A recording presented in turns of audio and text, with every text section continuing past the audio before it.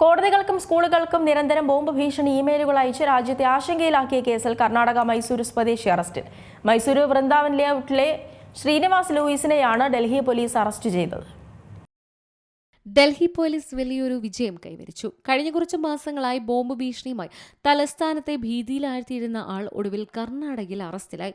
കഴിഞ്ഞൊരു മാസത്തിനിടെ രാജ്യത്തെ പ്രധാന സ്ഥലങ്ങളിൽ ബോംബ് സ്ഫോടനം നടത്തുമെന്ന് നിരന്തരം സന്ദേശങ്ങൾ ലഭിച്ചിരുന്നു.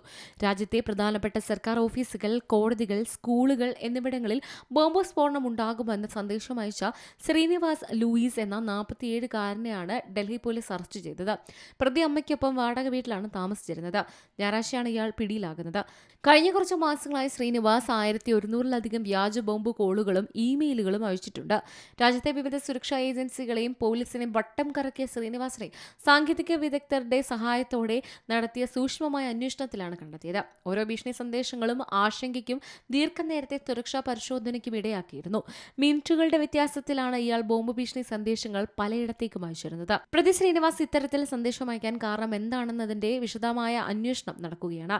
ചില നിർണായകമായ തെളിവുകൾ ഇയാളിൽ നിന്ന് ലഭിച്ചെന്ന് സൂചനയുണ്ട്. പ്രതിയെ കൂടുതൽ ചോദ്യം ചെയ്യാനായി ഡൽഹിയിലേക്ക് കൊണ്ടുപോകാൻ ഒരുങ്ങുകയാണ് പോലീസ്.